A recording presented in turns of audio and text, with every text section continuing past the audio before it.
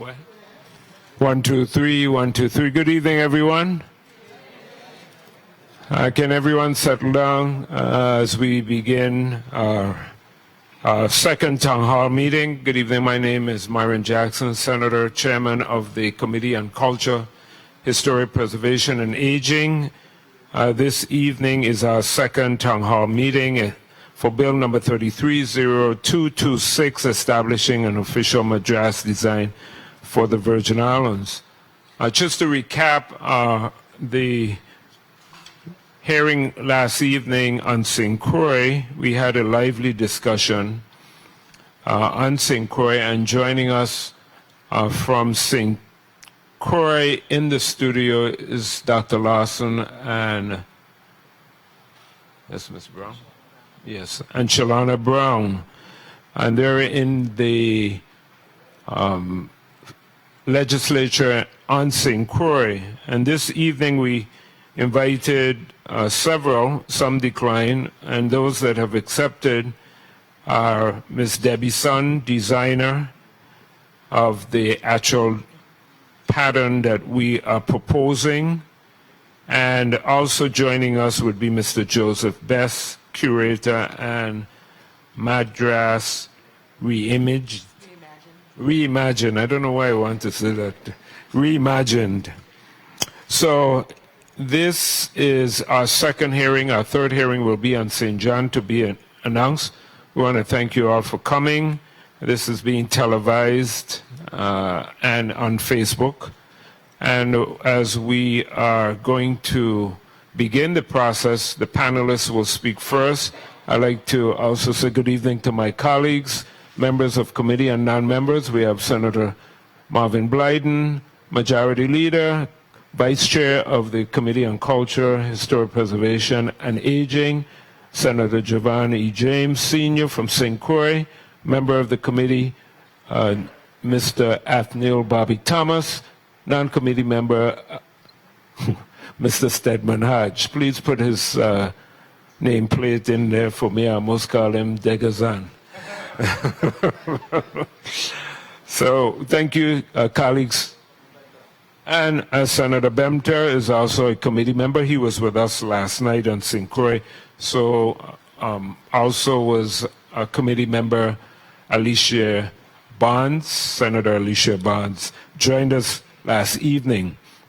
As we go from one island to the next, the dynamics of this discussion slightly changes. And we're going to get into some of the dynamics of that this evening. One of the things that I would like to start with is really a historical overview of how this particular bill came to be. Bill number 330226 is an act amending Title I, Chapter 7 of the Virgin Islands Code to establish the official Madras of the Virgin Islands of the United States. The bill simply seeks to establish a particular print that is patterned from the tradition of the Madras fabric that was imported and traded and became the part of the feminine adornment and also the national identity of Caribbean people through the African diaspora. And we're going to talk about that this evening. Some ask why Madras from India, and we'll speak to that as well.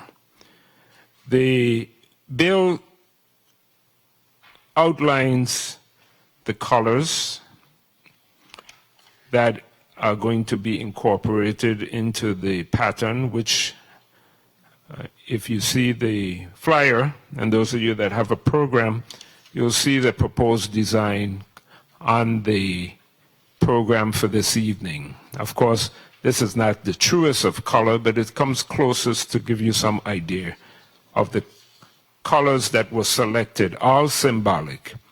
Whereas yellow represents the official flower of the Virgin Islands of the United States, and whereas red represents strength and love, and whereas green represents a natural resources and production, and whereas pink represents the conch shell and the call to freedom, And whereas blue represents the deep sea and transport and discovery, and whereas turquoise represents the natural beauty of the water of the territory, and whereas white represents the original and traditional dress made of flour sack, and the bill also 101A Madras, the following design constitutes the official Madras of the Virgin Islands of the United States, and it goes into the pattern. Well, since our last hearing in the Committee on Culture, Historic Preservation, and Aging, an amendment, suggested amendments were made to this particular bill. And there is a amendment number 33662 that came out of just trying to perfect the bill and to clarify some of the clouded areas, especially as it relates to the colors. There is a standard of color that's used in the industry, and of course, I may say yellow, and yellow could be different shades for different individuals, depending on what kind of yellow you like. So is it with various colors. So the amendment says in the first whereas clause, yellow is stricken and green is inserted. In the second whereas clause, red is stricken and turquoise is inserted. In the third whereas clause, green is stricken and royal blue is inserted. In the fourth whereas clause, pink is stricken and red is inserted. In the fifth whereas clause, blue is stricken and pink is inserted. In the sixth whereas clause, turquoise is stricken and yellow is inserted. And in Section 1, Internal Section 101, all the language after Virgin Islands of the United States is stricken, and the following language is inserted and designated as subsection A woven fabric in pattern of green, turquoise, royal blue, pink, royal blue, red, pink, yellow, and white. The design is a pattern that repeats every 7 inches in both the horizontal and the vertical directions. Both the wrap, horizontal direction, and the, weft. That's a new word I learned, W-E-F-T, weft, vertical direction, consists of the same color configuration. The colors are in the following order with a band of white in between each other: green, turquoise, royal blue, red, pink, with 4 red stripes in yellow. Each madras may have the letters V, capital V, and capital I embroidered into the fabric for ceremonial uses. Subsection B is inserted and reads as follows. The Virgin Islands Madras design is the intellectual property of the government of the Virgin Islands. Usage of the design is regulated through licenses distributed through the Virgin Islands Cultural Heritage Institute. Unlicensed usage is prohibited. So that is the proposed amendment to much of the discussion that we had prior. Now this evening we've asked some of the experts in this particular area, because there are a lot of questions, and rightfully so, and it's been an education for me as well. So if media would put up the my presentation, I will start with that.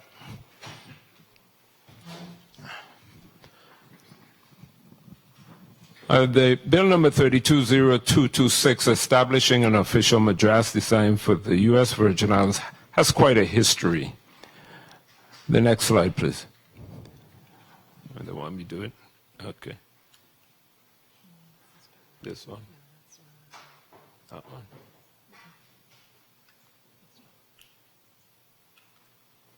Okay. Yes. When I started to do this research, really, the discussion of Madras, we used it for the 150th anniversary of emancipation in the former Danish West Indies, and it's used, I think everybody recognizes that Madras has been used as part of the traditional dress and our folk and cultural activities, especially in the area of Quadrille, where it's more commonly used on a ceremonial and activities of these particular folk groups. But there are others in the community where when they wear it, it speaks to their national identity. And this evening, I invited the cultural groups and I invited the Dominican Association. And they are here and they will exhibit what they wear in their traditional celebrations of their independence and special events. And I've happened to be at several of their events over the years, many of their events over the years, as they celebrate their independence and their church service here on the island of St. Thomas. Next slide. I'll go back to the one before for me. So in going back into the archives, started to look at photographs and images. And this is one that is part of the one to the right is part of an exhibition that was part of the centennial at the Royal Library in Copenhagen. And this was a special exhibition, and I think if I'm correct, that this is one of the images, and it says Madras head wrap, Danish West Indies. If you are not yourself, if you surrender your personality, you have nothing left to give the world. Edward Wilmot Blyden. And that's actually on the image from the source I found it from. In the image to the left is actually the festival arts. This is probably one of the either Christmas or bank holiday or Easter, when traditionally these masquerade groups would go through the towns and the villages. And there is an older woman with her head tie, and you could see the back tail of it, and it has a design on it, and I think we can easily say that it's Madras. So these are some of the early photographic images that it is. The one to the right with the handkerchief around her shoulders was very common as part of the entire attire. So she has Madras and she has other fabrics that made her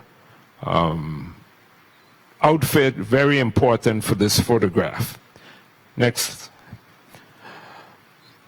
The pattern that we are discussing this evening is designed by Miss Debbie Sun, and she's here with us this evening.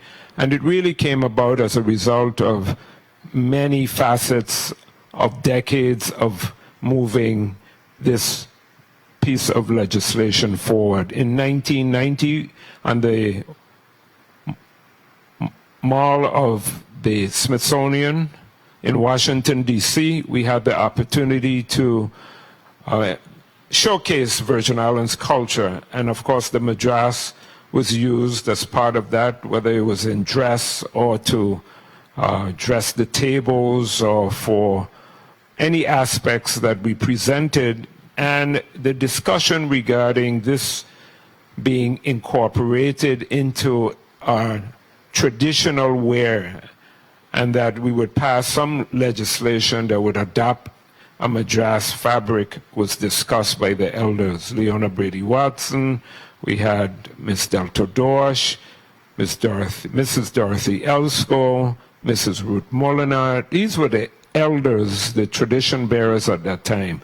And we came home. The Virgin Islands Cultural Heritage Institute was founded by law by this institution and has been functioning over the years, and most recently with the revision of the law establishing a division of festivals, the Virgin Islands Cultural Heritage Institute was moved to the Department of Tourism from the Department of Planning and Natural Resources, and it's referenced in the legislation. Next bill. Next slide, please. The Madras that binds all are we, the inaugural poem by Richard A. Schroeder Sr. really speaks to this fabric. And before we leave this evening, we'll have the opportunity to actually see a clip, a video clip that he did during the inauguration of Governor Turnbull in 2003. 3, if I'm not mistaken. The sewing machine and the Madras comes from the workers' cottage on the grounds of the upper and lower love for agriculture. When you come into the grounds, there is a little shop, the outdoor oven, and a worker's cottage. That sewing machine and that Madras is in that house, and it's quite appropriate for this discussion, as our mothers use, and grandmothers and great-grandmothers use this fabric in a variety of ways. Next, please. Another 2 images that when I saw them I was really taken back of are these 2 images that were found or are located in the National Museum in Denmark. And we have a very good friend and colleague visiting from Denmark with us who happens to be here in the audience, Per Nielsen, who has done tremendous research on Virgin Islanders, Danish West Indians, who lived in Copenhagen, who lived in parts of Denmark, and likewise as planters and merchants moved back and forth between the Danish West Indies and the Denmark, their domestic enslaved Africans or free people of color or servants or workers moved with them through the various times in our history up to the 1917. The one to the left is 1938, and we think, well, that one is done by Horbeck, if I'm pronouncing the name properly. But what is most captivating in this is you definitely see a very strong West African tradition in the hair tie, which you find among the Nigerian ethnic groups and nations of using this fabric, and you're using 3, 4, 5, 6 yards of fabric on your hair because fabric denotes wealth. And this is one of the earliest documentations in painting by an artist of a Afro-West Indian female with her fineries and her handkerchief around her neck. And then we move to the other a painting which was done in 1858. So 38 and 58, we're actually seeing women from the Danish West Indies using this fabric, and they're using it in their environment in Europe. They could easily wear a hat, but they are defining themselves and their identity by this particular fabric, in addition to their European dress. Next slide. So Ms. Brown, who has joined us this evening, has done a wonderful exhibition on the identity of women of the Virgin Islands using the head tie and the Madras fabric, and she'll speak to that this evening, of the generations of women and how this fabric has been used, and likewise the symbolism relating to the head tie. If you're single, next slide, married, and this is the bambula. This is Hugo Larsen painter. This is a later period. This is in the 1900s.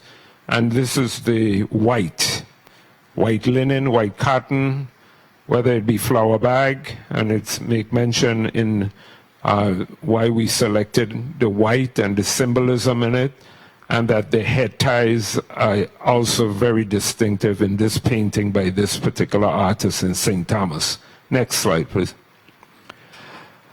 My grandmother was part of this group, and I could remember that she would send me to downtown Charlotte Amalie to Miss Andus. Is Miss Andus? The name will come to me, and Charlene Henderson's mother, Y.D. Lima, her mother would make these head ties. And they would be made out of Madras. I would go and pick it up from my grandmother. And she would join the other women of her generation. You notice that they have their head ties, they're using floral patterns, they're using the white lace for their under petticoats and pantalettes, and they're using this handkerchief over their shoulders, made out of maybe satin or some other fabric. So there again is an early symbolism of Virgin Islands women using this fabric in solidarity with other women of the Caribbean as well. Next slide. So this significance in meaning, we have quilting in the United States where quilts have subliminal messages that African women, Afro-American women coded in their quilts using African patterns and their new creations. Likewise, in the Caribbean, African women are defining themselves and have coded messages through these head ties.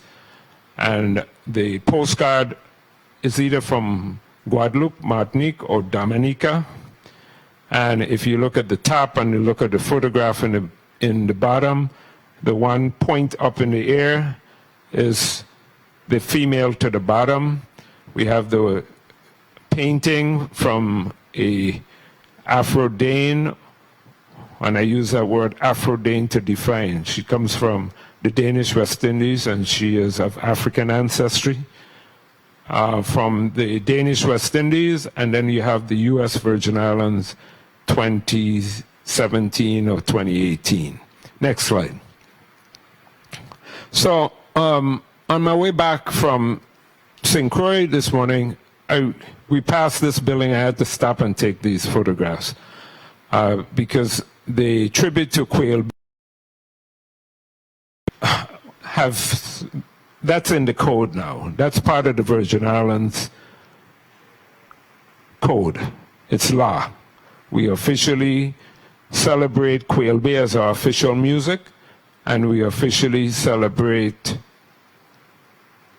Quadrille as our official dance. And if you look on the paintings here in the chambers, and you look at the last one, you'll see the 150th anniversary.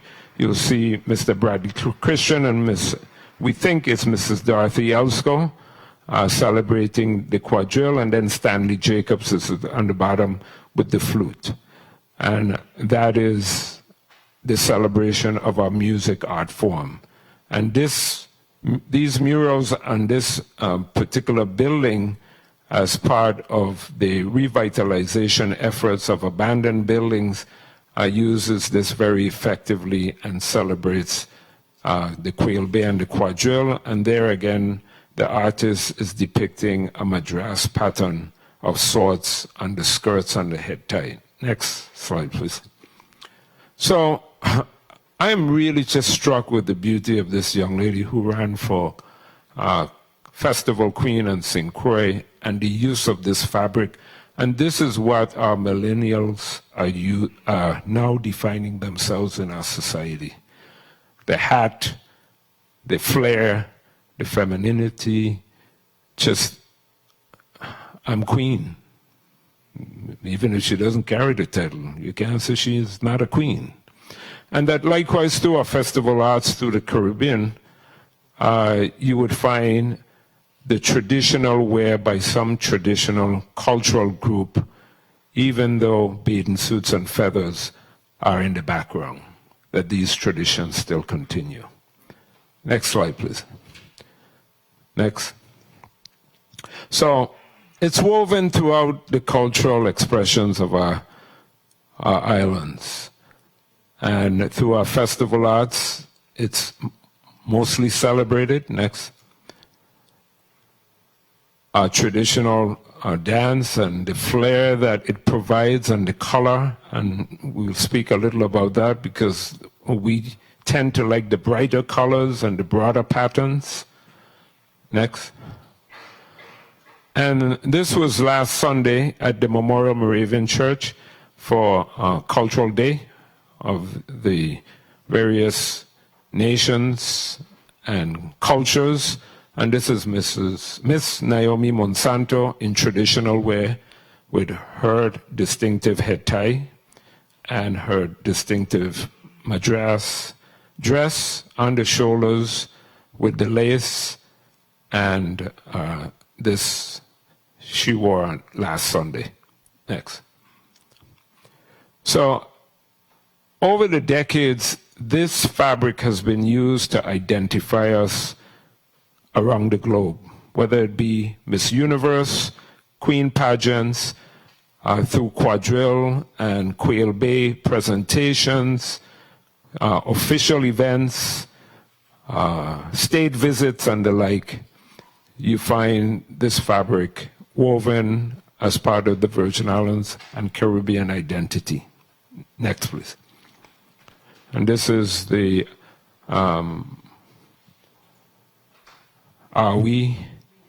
Widea, thank you. Widea in Denmark, in Copenhagen, during the observance of the centennial of the sale and transfer of the Danish West Indies. They were invited and they performed in Copenhagen. Next.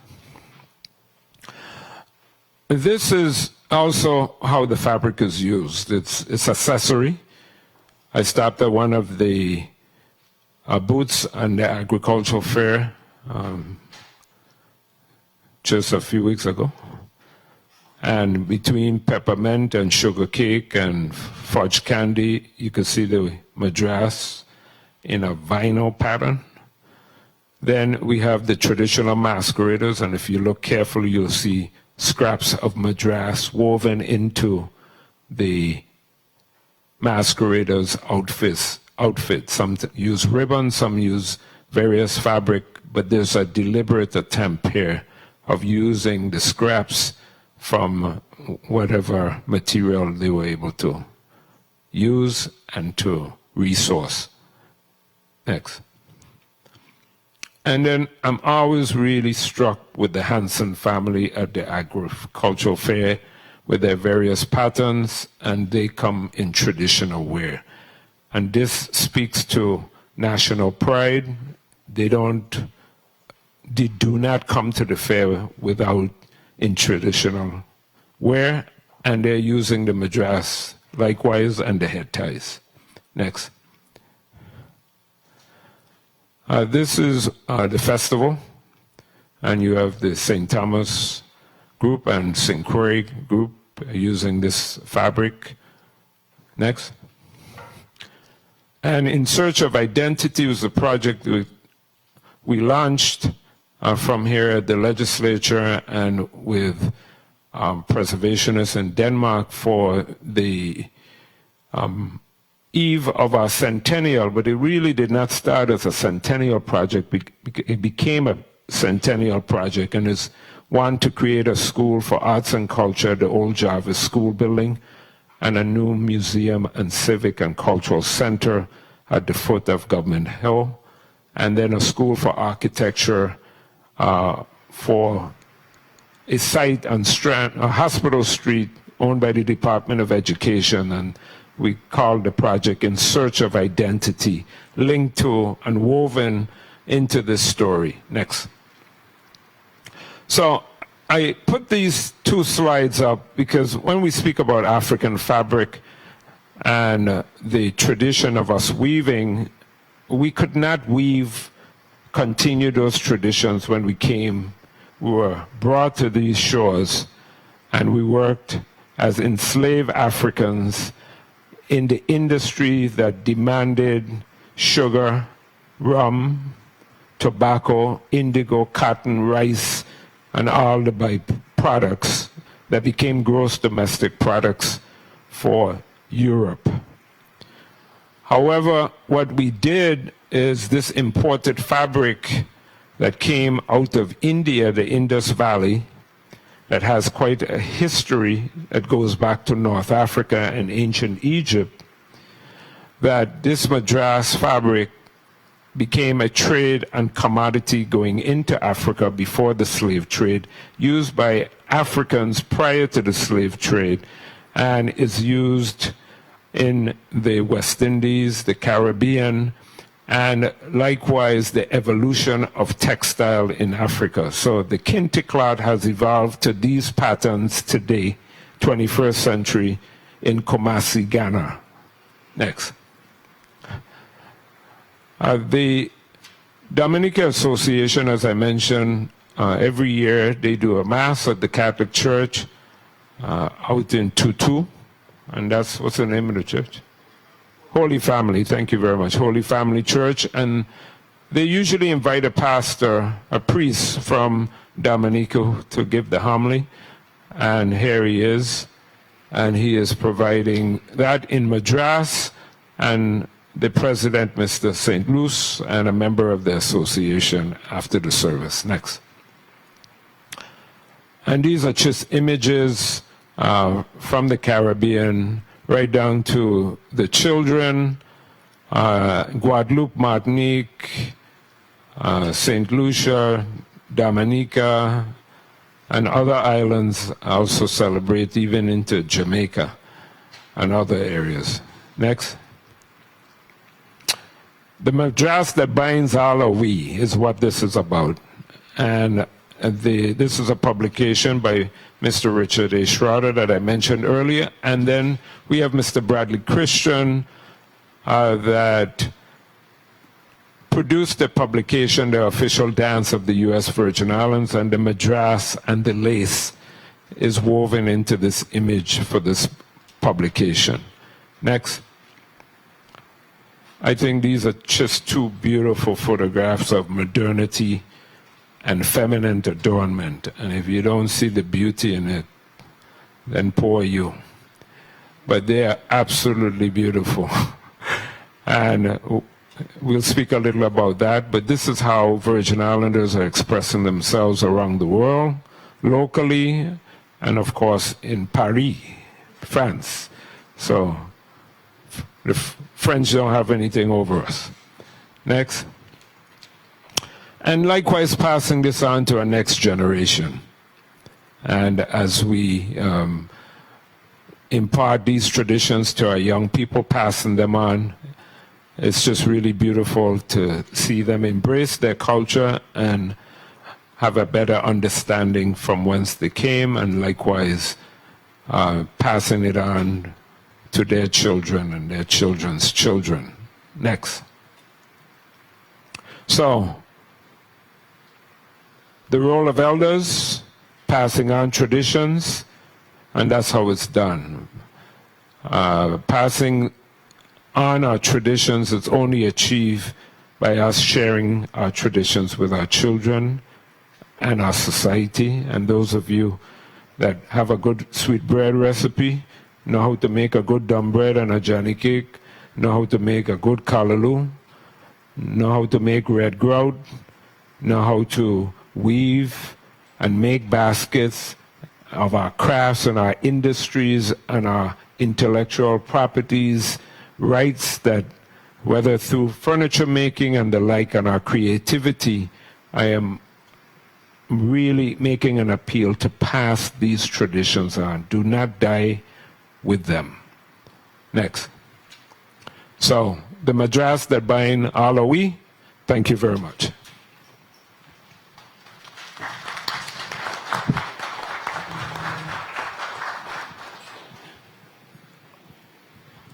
We'd like to welcome committee member, Senator Stephen D. Payne Sr. Good evening, Senator, and thank you for joining us this evening.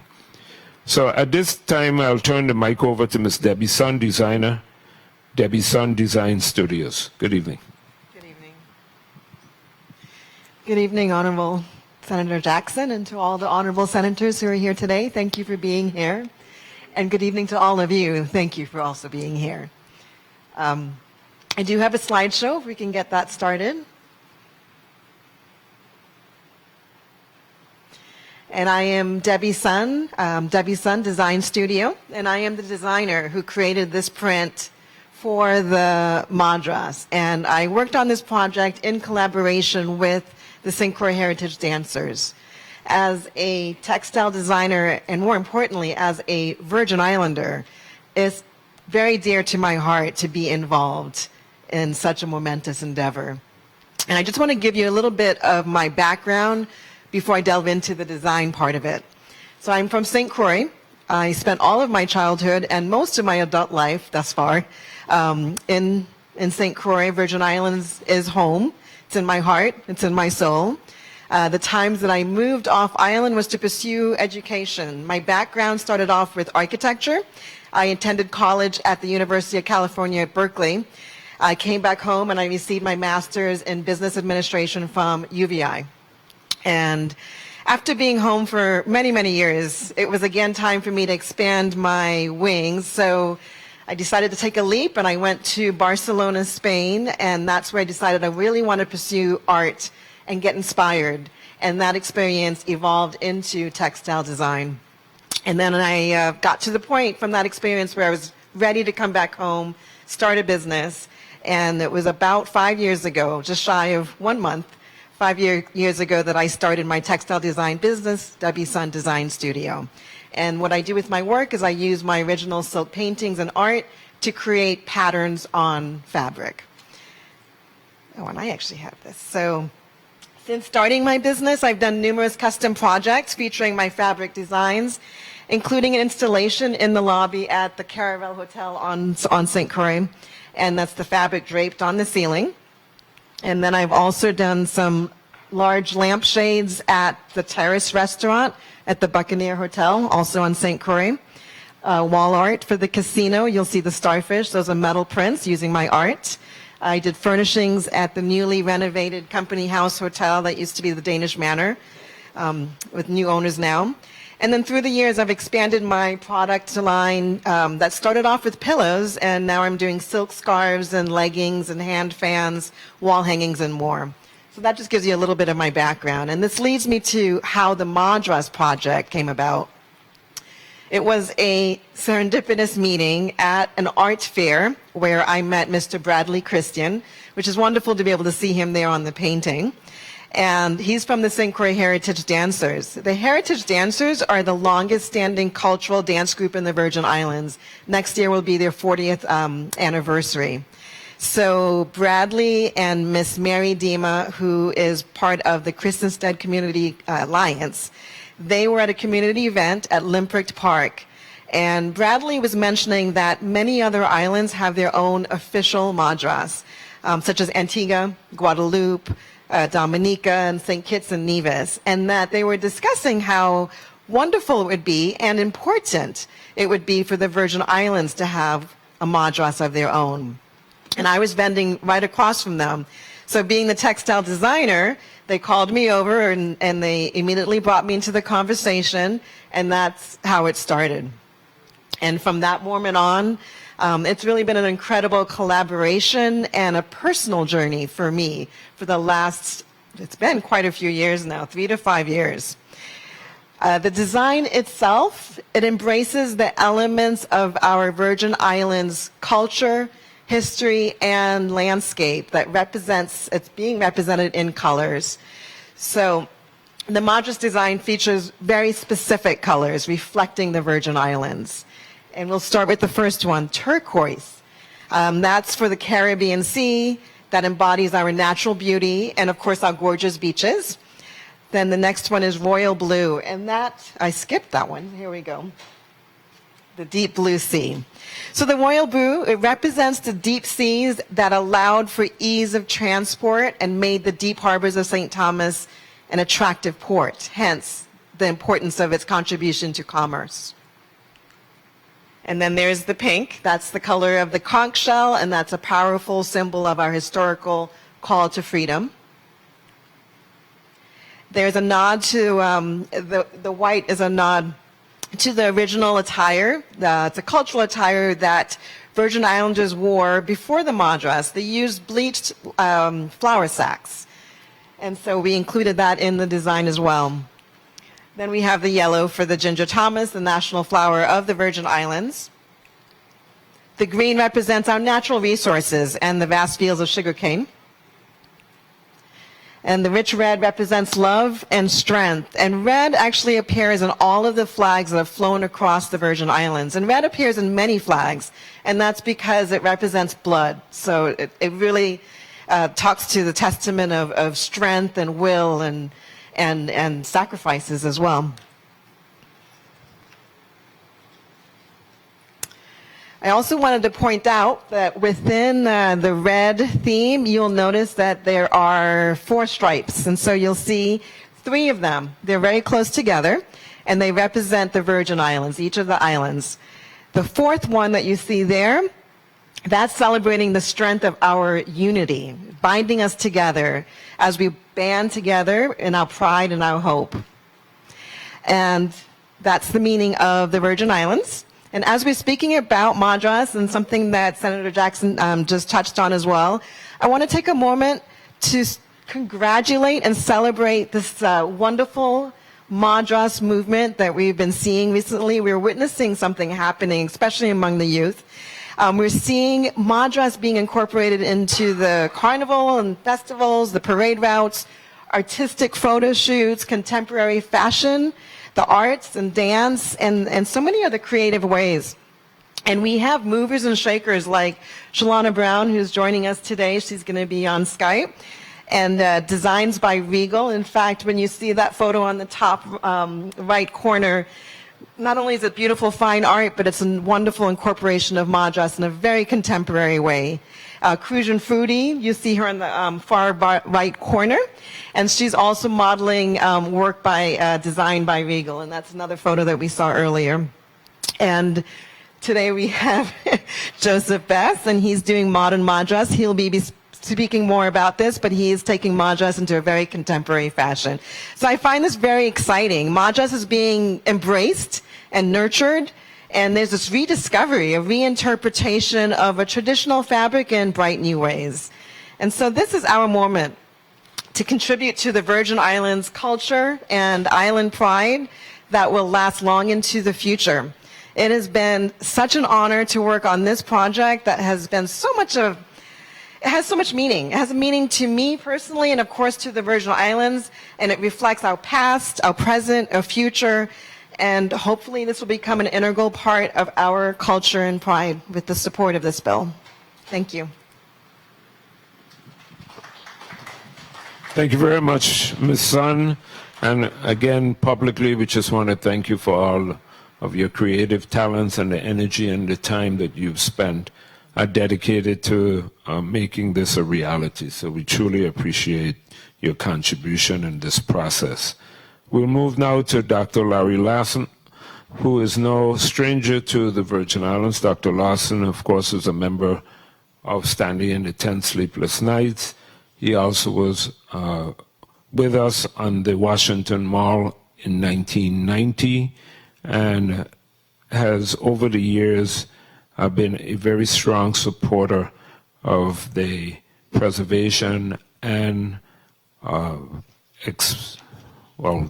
not only the preservation, but the advancement of Virgin Islands history and culture. So Dr. Larsen was with us last evening, and he has so graciously given of his time to be with us again this evening. So we want to thank him for sticking it out with us. And we hope that likewise you may be able to be with us when we travel to St. John, the island of St. John. So without any further ado, Dr. Larry Larsen. Thank you, Senator Jackson. Good evening, members of the 33rd Legislature, community members who have taken their time to come out and provide your input and share your views regarding this very important legislation. Pleasant good evening to our listening and viewing audience as well. My name is Larry Larsen, and I'm honored to be here tonight in support of Bill number 33-0226, an act that is designed to establish the official Madras of the Virgin Islands. I'm especially pleased that our community tonight has another opportunity to provide input in this measure, which can serve as a catalyst to unify us as a people. Again, we have an opportunity to engage in constructive dialogue as we find ways to highlight and promote our cultural identity. For consistency and equity, I'm going to share much of the same information I shared here in St. Croix last night for the benefit of those folks in St. Thomas or who have missed maybe the presentation last night, so that we can have the same information that was provided to a very successful town hall meeting in St. Croix. We all know that we have a very diverse society here in the Virgin Islands. And the effort to create the official Madras pattern for the Virgin Islands is a step towards achieving the goal of establishing and confirming a national identity. However, more importantly, it's also a positive step towards promoting our cultural identity, preserving the traditions of the Virgin Islands and identifying those historical and cultural elements that are the foundations of our heritage, as well as the experiences of those who came before us, is essential in the process of honoring our ancestral memories. The effort to designate a particular Madras pattern will serve to promote cultural unity and a national identity that is so essential for people traumatized by the effects of enslavement. I see this as an opportunity for us as Virgin Islanders to make choices and decisions about what is important to us and how we want to represent our cultural development and sensitivities. This is but one step towards self-determination, because we are making a conscious cultural decision about what we want and how these cultural symbolisms will represent us as one people. This is the key to developing a cultural identity. Cultural identity is an important contributor to a people's well-being. Identifying and embracing a particular culture gives people feelings of belonging and security. It also provides members of this community with access to social networks which provide support and shared values and aspirations. Quelbe and Quadrille have been formally established as distinct Virgin Islands cultural manifestations. The adoption of a specific Madras pattern adds to this by completing another visual element that represents the formalization and celebration of our rich, vibrant history and culture. As described in Bill number 33-0226, and also as described by Ms. Debbie Sum, the symbolisms of the colors reflect the natural beauty of our Caribbean environment and also speaks to the creativity and the resiliency of our people in periods marked by turmoil and oppression. I will conclude by referring to some lines from a very beautiful poem, written approximately 17 years ago by our own Richard Schroeder, who's an author and a poet. And I feel that these words are especially relevant here, and I hope that they resonate with you as much as they resonate with me. The words from the poem reflects and speaks about the diversity of patterns in the fabric and the diversity in our communities. In his poem that is entitled the Madras that binds all of we, Richard Schroeder says, we are many threads from the same cloth. The Madras, rich and vibrant like our history, flamboyant colors like native trees, beautiful blues like our Caribbean Sea, luscious greens that remind us of our fertile terrain, glorious reds like the blood of our ancestors pumping through our veins, horizontal and vertical patterns like our Virgin Islands family tree. Behold the Virgin Islands cultural tapestry.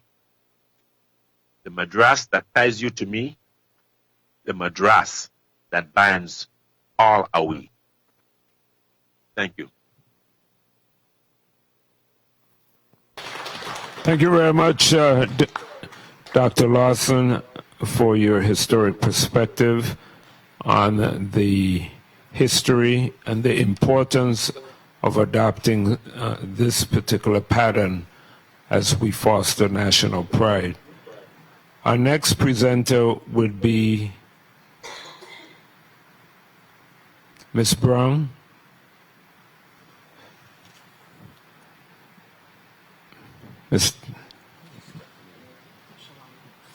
Ms. Chalana Brown, visual artist, who was with us last night, and samples of her work were placed in several of the PowerPoints, and she so graciously has returned this evening to be with us. So welcome, Ms. Brown. Thank you, Senator Jackson. I'm here in support. Okay, I think we're having a little audio, so speak a little closer to the mic and see if it comes in, or use the mic that Dr. Larsen used. Okay, am I well heard at this time? Great. Okay, thank you, Senator Jackson, again for the opportunity. I'm here in support of Bill 33-0226, establishing the official Madras of the Virgin Islands of the United States. Madras is a cloth that binds us together. Madras binds us to our sister islands in the Caribbean. Madras binds us to our ancestral home in Africa. And Madras binds us to a colonial story that has reached across the globe. While we talk about our colonial stories as Afro-Caribbean people, we often forget that the brown faces of India have also endured the harsh repercussions of colonialism and trade. Yes, Madras is and was produced in India. Madras is not from the Caribbean, likewise, nor are European or African people, but we all made our way here to the Caribbean. A little history. During the 15th century, in the Portuguese and Spanish exploration and colonization era, Portuguese sailors discovered the African Atlantic islands of Madeira, Azores, and Cape Verde. The Portuguese pressed fervently along the West African coast to trade Madras, enslaved Africans, gold, and spice. Research shows that the Igbos of southern Nigeria became particularly fond of the fabric and began using the fabric to adorn themselves during celebrations. Moving forward, in the scramble for European countries to claim pieces of the world in the 18th century, Madras was at its peak. British, French, and Portuguese colonizers wore the material and bartered frequently with it. While the British occupied India at the beginning of 1858, Madras became a widely explored and exported material. The people of India were forced and treated horribly to produce the material more. Likewise, Virgin Islanders were forced to produce sugar more. There is a popular term, when life gives you lemons, you make lemonade. Enslaved women in the Caribbean have seen their European women and their slave owners wear Madras.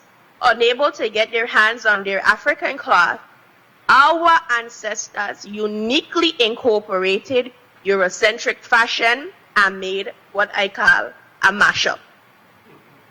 Out of our ancestors' aptitude to uniquely craft the culture we live today, we should always merit their efforts to provide us with a definite identity, since our own African identities in the Americas has been stripped away over several centuries. We may never know if we are Igbo, Zulu, Bantu, Faluni, Hutu, or Bubi. However, we know that we are Virgin Islanders. Madras binds us together and reminds us of our journey in these new lands. Virgin Islands poet Richard Schrader wrote, "We are many threads of the same cloth. The Madras, rich and vibrant, like our history, is what binds all our we." Madras was cultivated in India, but our ancestors have made this material synonymous with our Caribbean culture. Some can say the Madras reminded many of our ancestors of possibly Ghanaian iwi cloth, Yoruba asoke cloth, the Kube cloth from the Congo, and Majanka from Guinea. Madras is part of our Caribbean story. After emancipation in the Virgin Islands, Sundays was the only day off for many of contract workers on estates. Women would often adorn Madras head ties to the market on Sundays. The way a Madras head tie adorned a young woman's head signified to possible quarters the availability of that particular lady. We are Virgin Islanders, and we pay respect to the ancestors that made something from nothing. We have traditional music called Kwelbe, which is a mashup of colonial and African traditions. We have a unique dialect, Misot, you can hear it, which is a mashup of colonial and African traditions. We have a 7-layer Vienna cake and a red grout, which is a mashup of colonial and African traditions. We have unique quadrille square dancing formations. Again, is a mashup of colonial and African traditions.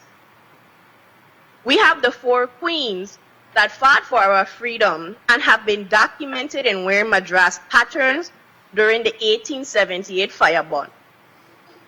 We have Madras that binds us together and tells a story of our identity in these lands. Again, from the Virgin Islands poet Richard Schrader. I sing of the Madras that binds me to you. I sing of the Madras that binds Alawi. St. Kitts, St. Lucia, Antigua, Trinidad, Barbados, Puerto Rico, Guadeloupe, Martinique, and Haiti. The Virgin Islands. Where is our VI pride?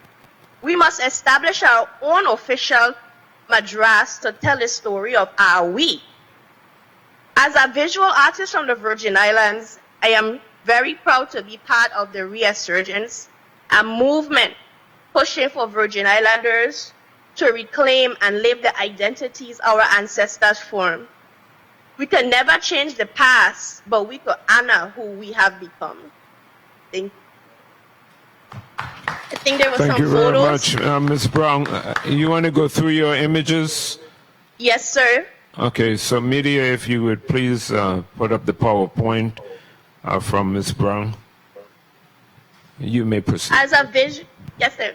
As a visual artist, I just found that as a younger woman, I used to often see women wear Madras to the market or to go out, not necessarily on a celebration, but just generally. And I saw a loss of that, and I wanted to make it more modern. And so I used my visual artistry to provide images, because it's important that we document our identities, because if we try to look back, we don't have many images, and I want to change that. And we could continue to have them slide. So I've documented and tried in artistry to show the people of the Virgin Islands their identity and their pride. And so what you're looking at is many of the images that I have made, showing the beauty of the women here who are the backbone of our society. Next image, as well as our incorporation of Madras. This is Miss Asta Williams we're seeing. I had the opportunity to shoot the cover of the iPhone book this year, and I was so happy that Vire gave me the opportunity to show not just the landscape of the Virgin Islands, but the people. We often forget the stories of the people. We live in a beautiful place, but what makes us very beautiful is our cultural identity. Next slide. This was also on the cover of St. Croix Weekly, and I really appreciate them for doing that. Usually they have paintings, and I'm one of the first artists that they use photos. And I've seen a lot of people actually take the photo and they've framed it. So they're using it as a collectible. This is a beautiful sight. And this is the series I did, which is inspired by Mr. Schrader, which is the Madras that binds Alawi. Thank you very much for your beautiful presentation and the work that you are doing. You make us all pride. Appreciate you. Thank you so much. You give us pride and you make us all proud. Thank you. Our next presenter is Mr. Joseph Bess, curator and Madras Reimagined. Welcome. You may proceed. Thank you, Senator Jackson, and thank you to the Committee on Culture, Historic Preservation, and Aging for having me here today. My name is Joseph Bess. I'm currently a doctoral student at the University of the Virgin Islands, and I have a sincere interest in Madras because in moving away from the Virgin Islands, when you start to interact with other colonial or persons from countries that were colonized and decolonized, the sense is because you're from St. Croix, you're not really Caribbean. And it's something that I have grappled with for a big chunk of my life on the mainland. And coming home, I was very interested in finding research that helped incorporate a stronger tie to Africa.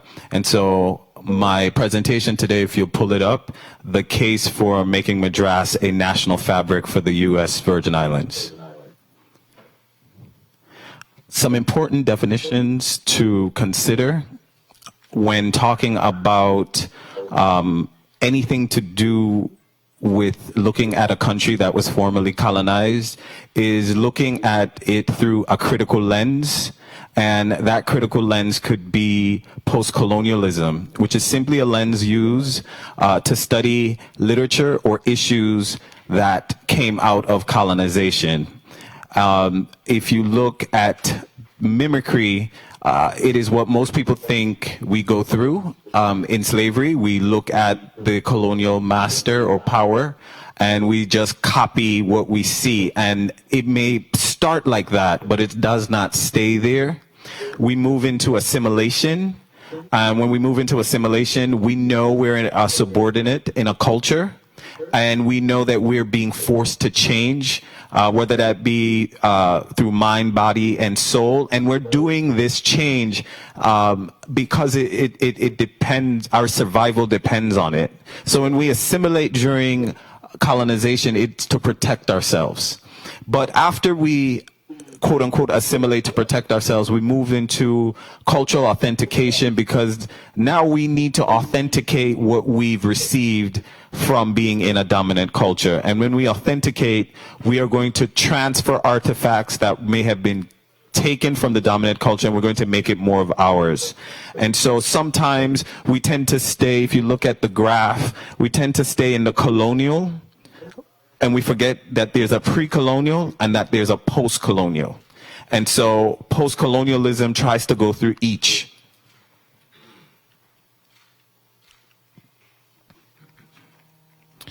The history of Madras Originally from India, as my colleague Chalana Brown pointed out, the Madras cloth is a lightweight cotton fabric. Even though it's originally from India, it found its way to Africa as early as the 14th century, and it was brought there by the Portuguese traders, as Senator Jackson pointed out as well. In North Africa and West Africa, Madras was almost like a commodity used in trade. Someone would bring this fabric to the continent, and the people on the continent, specifically in West Africa, loved it so much, they would give up things that we would consider today more valuable, such as gold, for a piece of this fabric. The images that you see are from present-day Nigeria. These are Igbo women, and they use Madras going into a wedding ceremony. They do not call it Madras, they call it plain George. And the reason that the Igbo from Nigeria call Madras George is because in Madras, India, where the fabric was made, there was a Fort George. And so there's these contexts of how cultures make meaning that we are taking for granted.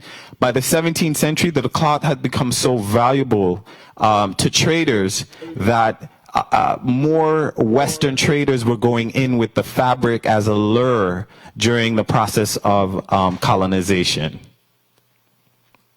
The history of Madras continued. So I talked about their authentication, but authentication has 4 parts. You go through selection, where you pick the artifact that you want to take from the dominant culture, and then you go into, thank you so much. Then you go into characterization, and in characterization, it's how does the cloth now adopt its name? We move from characterization and we go into incorporation. And in incorporation, it's how should the cloth be used? Okay, what categories, when do we wear it, how do we wear it? And then the final step is called transformation. And in transformation, it's how has it been physically transformed now that it's in your culture. So you may start in a dominant culture by being forced to take on certain things like languages, but you don't have to treat the language the same. You can have variations. So there's 2 ethnic groups in Nigeria that I focused on in my research. The Kalabari, and the Kalabari do not call Madras Madras, they call it Injiri. And that's interesting because that means Madras has a formal connection in this Nigerian ethnic group that spans back to the 14th century, well before chattel slavery. Another group, the Igbo, they use Madras. It is fashionable. It's called George. Plain Madras is seen as something to use for weddings. It is also used sometimes on shrines. You may put a piece of cloth around a deity, and that's important. And then the Jamaicans, and they're probably the only ones I've come across in the Caribbean so far who call Madras something other than Madras. They call it bandana, or they call it bandana Madras, but mostly it's just called bandana. And with Jamaica, they typically use a fabric, as you can see, that is Louise Bennett, one of the strong folklore storytellers and cultural bearers of Jamaica. And she loved telling Anansi stories.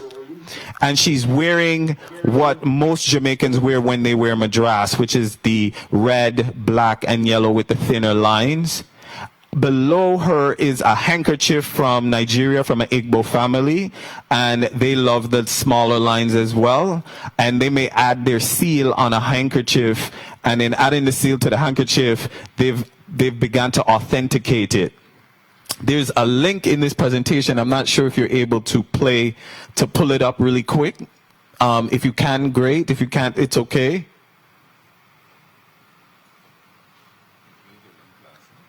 No, I didn't. I always add a little more because I teach, right? So I can't teach the same thing for second period because second period don't know what's going on. So I have to switch it up a little bit, and then third period gonna get something else. So they can't say, "Oh, this is what we're doing in class today." If you scroll down, there's a poem called "Colonization in Reverse," the first one. If you can play that audio recording, will it be able to at least be heard in the gallery? It's okay if not.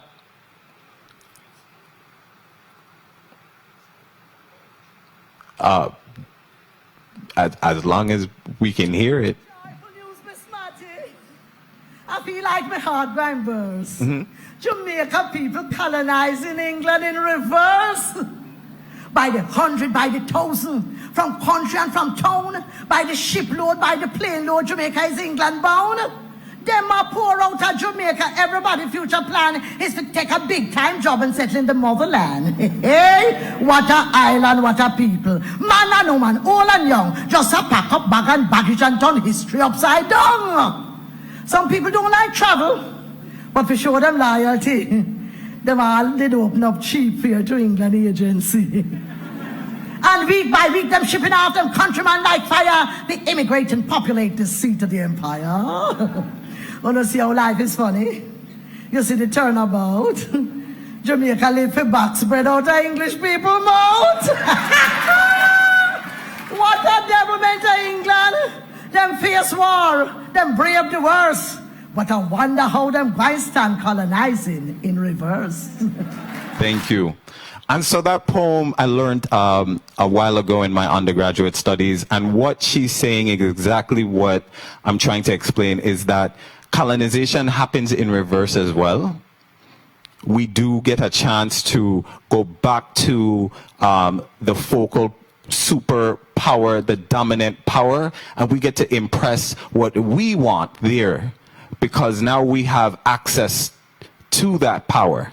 Even if we cannot control it, we are in the space. And when you're in the space, you get to dictate a few things. And so Louise Bennett, I thank her for being one of the first people I met on my road to understanding post-colonial critical theory. Next. The case against Madras in the VI. So I will go on social media every once in a while. I try to stay away. I'm supposed to be doing homework. But when I do go and there's some cultural photos posted, there's a few people that will say, well, Madras is not really ancestral to us and we should be using something else. And that comes from a theory that we have to dislocate ourselves from colonization. We have to move further from it and reclaim the things that we lost in language and in culture. And it seems like it makes sense that you could just tear away from colonization and then everything is more or less done. It's a wash. But that cannot happen.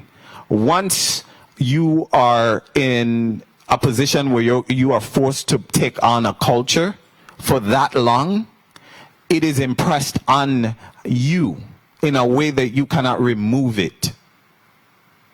And that's important for us to understand when we're thinking about the fabric of Madras. Even though it is originally from India, once it was incorporated in cultures such as the Igbo and the Kalabari and the renaming and then the traditions and the way in which it needs to be wear came, then that made it less of the dominant culture's own.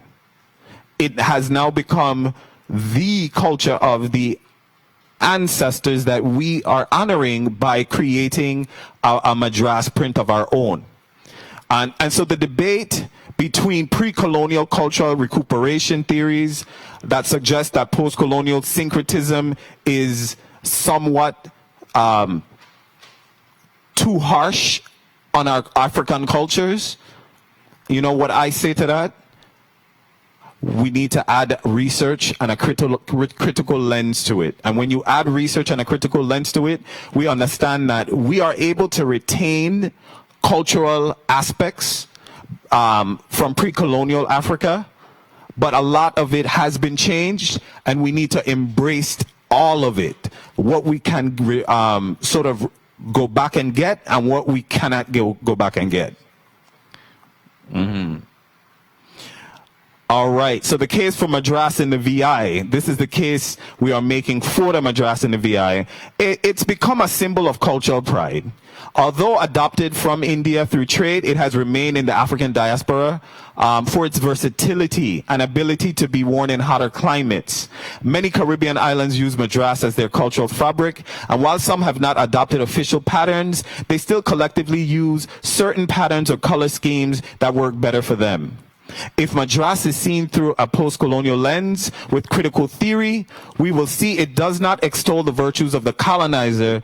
It does, however, show the resilience of the colonized to create a fashion that speaks to us as descendants of the enslaved. The distinct head wraps worn by Caribbean women, then as a measure to stop mulatto women from showing their hair to white men, is now a fashionable statement of cultural pride. Madras does not start with colonization. Madras starts with trade. It starts with pre-colonization through trade with Africans and Europeans. It was welcomed by tribal villages along trade routes. The Kalabari live in the delta. They live on the water.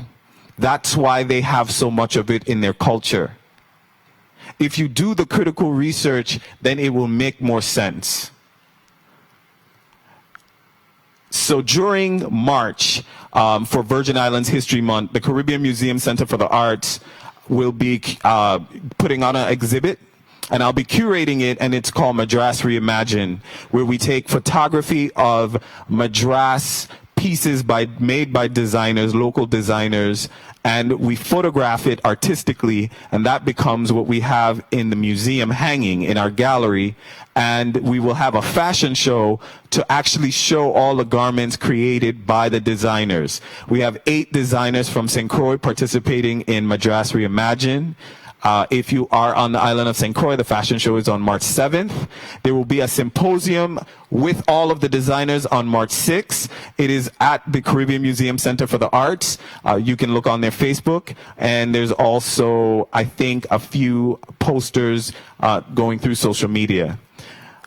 The Madras Reimagined exhibit is my way of contributing to the movement that so many of my Virgin Island friends have started.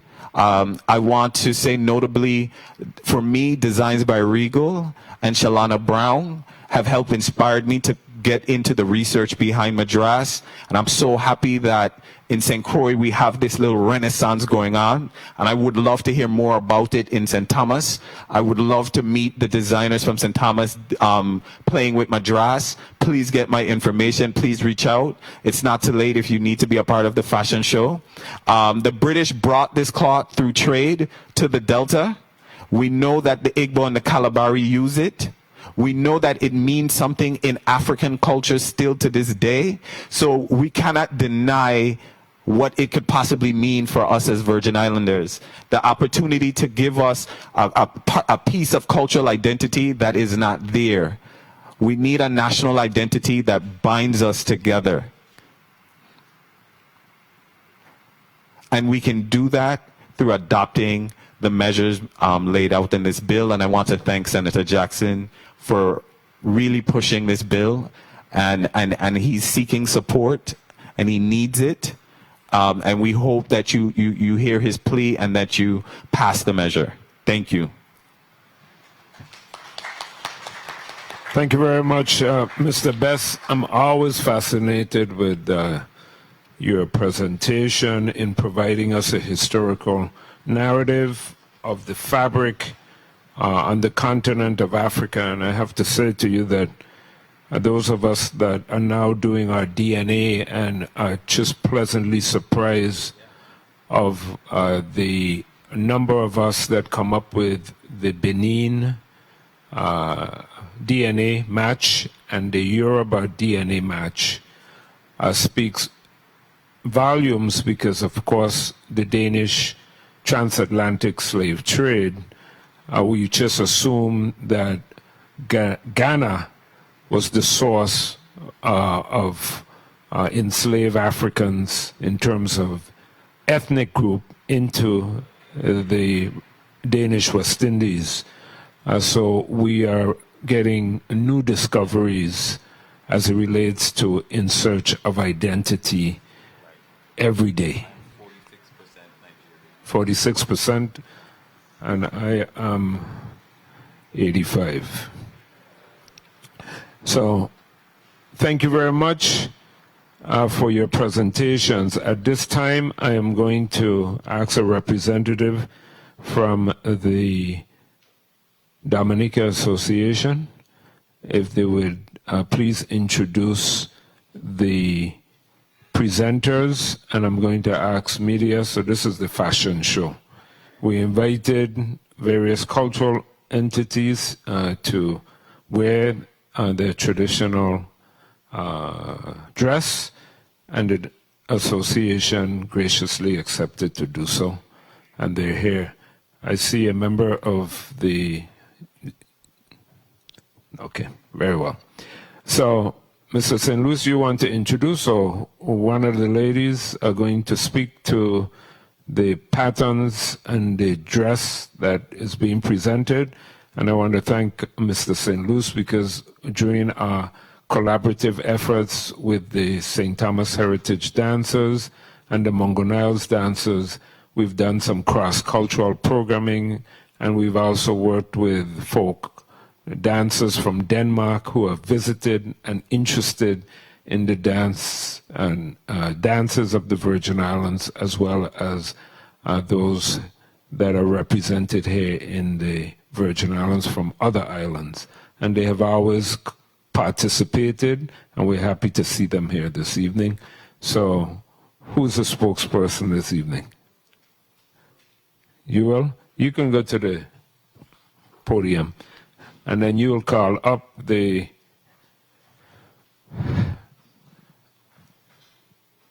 tradition bearer that's with us. If media could turn this mic on for me.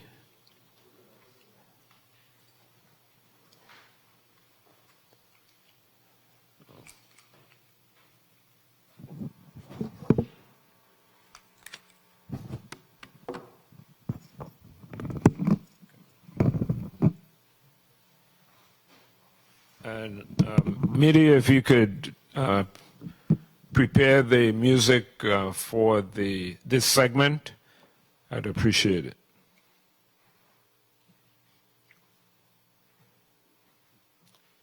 Good evening.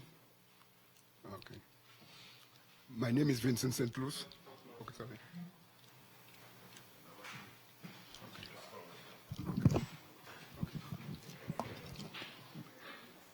Good evening.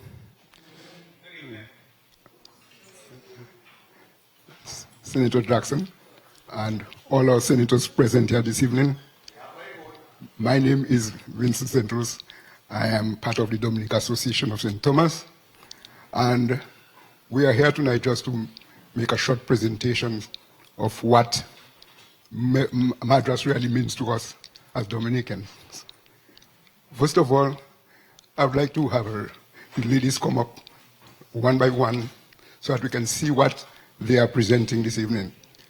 Miss Veronica, come first.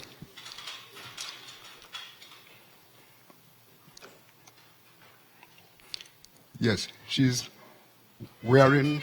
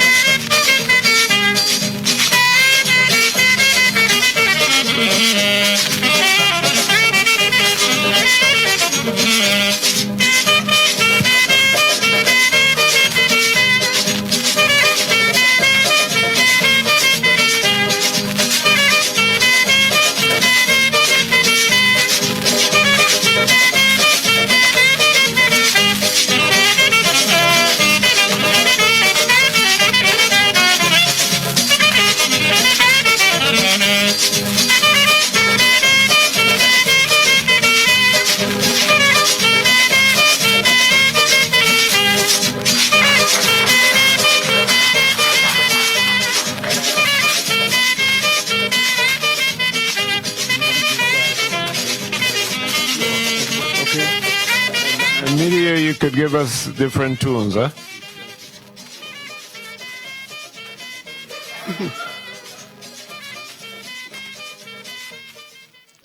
Next in line, Miss Ursula. Come forward.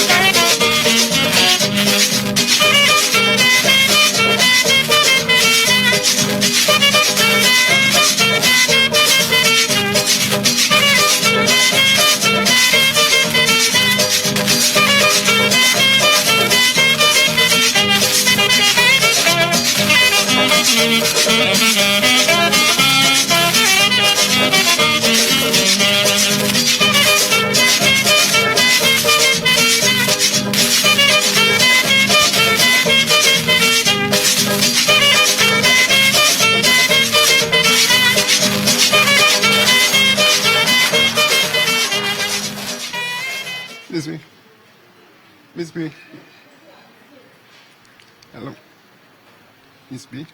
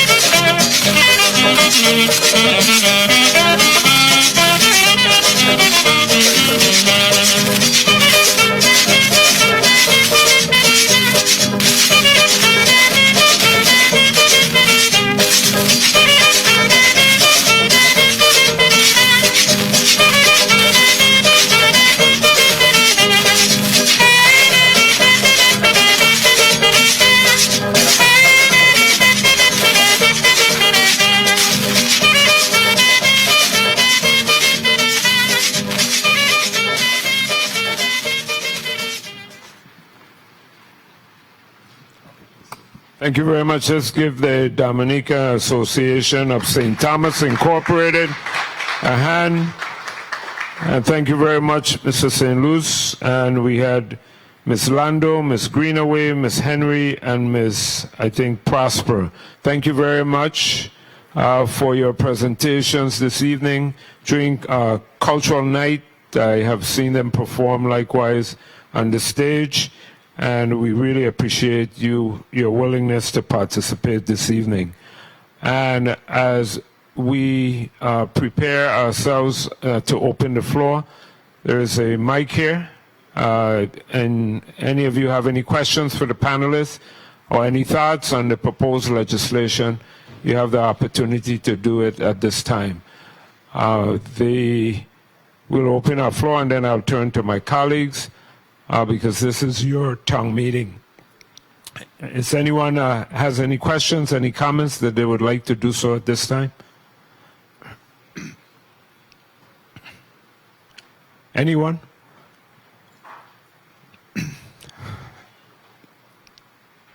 Mr. Krieger?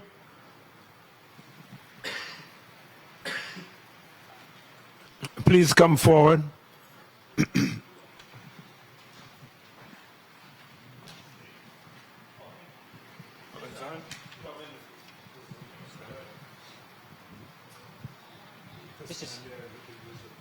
Okay. Minor questions. Good evening to everyone. Congratulations, Senator Jackson and the committee on the efforts to bring this legislation forward. I think it is a good one. There's one request from the audience that you redo the explanation on the meanings of the colors. I think a couple of folks missed that and they wanted to see that again. And my question was related to the history of the Madras. You mentioned India, but what is the connection to the European and specifically Scotland? Because in the Scottish heritage, there are similar patterns, and I was just curious as to what that connection was. Thank you. Well, I can answer that question really quick, and then I'll let Ms. Sun go ahead.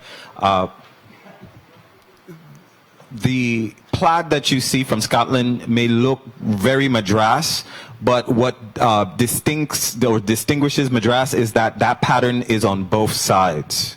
And with the Scottish plaid, it's on one side. So Madras has to look the same on both sides. All right? Oh, well, the biggest relationship, if any, is that Madras did become popular in Britain during colonization. So it was sometimes, look, I don't have plaid, but I have Madras. And so sometimes a textile got synonymous just because of the close proximity and how it looked. But I know that during certain colonial periods, Madras was being imported back to the empire. And so it's a lightweight. Plaid can be heavy, so sometimes it would just become another way to express plaid. That's why Madras by itself is distinguished by, you see the same pattern on both sides. Okay, and I can speak on the colors, and it might be easier if I just point out to the fabric itself. So this is actually not woven, but it gives you an idea of how the fabric would look when we hopefully get it done. So the colors, you'll see the yellow, and that's for the Ginger Thomas, the national flower. And then you will also see a turquoise that's here, and that's for the gorgeous beaches that we have and the natural beauty of our islands. The dark blue is for the deep sea. And here, right here, is in St. Thomas Harbor. And that was the attraction of having deep harbors so that there was commerce. Boats were able to come in easily, and so we are celebrating that. The red is for love and strength, and also represents the red that shows up in all of the flags that have flown over the Virgin Islands. And as I mentioned before, red is often shown on flags because it represents blood as well. And so it talks about our fight and our strength. There's white in small bits and pieces, but it's a nod to the traditional attire that was worn here in the Virgin Islands before the Madras was incorporated into our culture. That actually is the flour sacks that were used at the time. They were bleached flour sacks. And the pink. The pink is for the conch shell, the inside of the conch shell, and that represents the call to freedom, the historical call to freedom. Did I miss any colors? Oh, there's green, and that's for our natural resources. I did the red already, and I did want to also mention that there are stripes that you'll see here, and there are 3 of them that are close together, and that's for the Virgin Islands, each of the islands, and then the 4th one is representing the unified Virgin Islands. And I think I've covered it. Thank you very much, Ms. Sun. Are there any other questions or comments from the audience? Any? Okay, please feel free at any time to raise your hand. I'll recognize you. I'd like to go to my colleagues. We'll start with Senator Blyden. Senator Blyden, if you have any comments or questions at this time. Good evening to everyone. And panelists, I'm pretty impressed by all of your presentations. Those on St. Croix, and to you guys here, great job. I first want to thank the sponsor for bringing this legislation forward. I believe, but I know he has all of our support. It was just suggested that they did these town halls so everyone can be involved in the process. But I believe he had a support from the beginning. And the statement that came from the testifiers in terms of our identity culturally and nationally, those are pretty profound statements. Also the importance of our culture and self-determination. Cultural identity is critical to any society. And we need to make sure that we have ours here in these beautiful Virgin Islands. We often speak about our young people, but we need to make sure when we leave this earth that our culture stay intact and they continue with the culture for generations to come. We do have a rich culture and history here in these beautiful islands, and the story must be told. I must say that that's a beautiful, beautiful material in terms of the colors, the Madras. Great job. It's very impressive. We have seen many different patterns on the screen, but this is perfect as far as I'm concerned. All the others are beautiful, but that is perfect. I really love the statements that were made, though, in terms of, I made sure I wrote it down. Madras binds us as a colonial story and binds us together. And that is so true in so many ways. And I look forward to the symposium on the 6th and the 7th of March on St. Croix. I'm going to make sure I'm there because this is interesting, and I love history. I love our history. And I will do all I can to assist and support any endeavor when it comes to preserving our history here in the territory. I want to thank you so much, Senator Jackson and my colleagues, for being here this evening.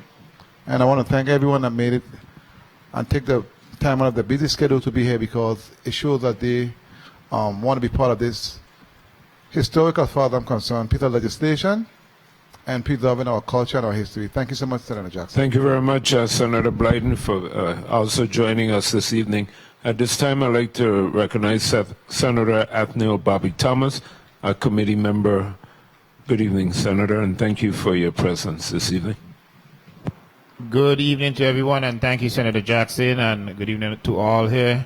And I gonna raise my hand. I admit, I am the reason why we are having these town halls, because I don't think this should be a secret. If any of you know Myron Jackson, the day we pass this law, the next day we will have a Madras parade in celebration of Virgin Islands pride. I know that for sure. And rightly so, because if you are encompassing hundreds of years of Virgin Islands history and pride and culture, and you are boldly displaying it with fabric, I think we should reach out and spread the good word. And I didn't want it to pass in the legislature and the community didn't know. So this is an opportunity for us to let the community know, hey, this is coming, get on board, and this is what it means. So I fully support the Virgin Islands adopting a Madras, and this Madras, I don't know if I bias, but it just look better than everything else you see, right? It is absolutely gorgeous. It is beautiful. And in all of the presentations, I had an eye out to say why I could pick on, why I could jump on it. Nothing. But one thing stood out for me. Mr. Bess's presentation offered a case against it. Rarely you gonna see anybody promoting something and open the door for a case against it. And he did that to let you know, if this is your argument, come again. Come again. That's he's letting you know that that case to say, well, oh, we could do this and you could do otherwise and we could have gone to the extreme, really unreasonable and impractical. And I'm glad that he's upfront to say, you know what, let's consider those who might say, well, this is not the direction we should go. So I really appreciate that, Mr. Bess. That was really, really good. And symbolism in all we do, I support. Every little bit of it, all we do, I support. And I like the symbolism that we have included in the fabric. But I have a question for Ms. Debbie Son. Is the fabric, the sample that you have, the sample that's on the program, is it a done deal? That's it? Okay. And my reason for that is, in the first presentation that was offered in the committee meeting, the 4 stripes was referenced as the 4 islands. And now we're gone from the 4 islands to 3 islands and unity, but you still have the 4 stripes. How big of a deal is it to truly represent the 3 major islands and have 3 stripes instead of what may originally came out as an error to put 4 stripes, and sticking with it, just changing the story? How big a deal is it to revert to 3 stripes?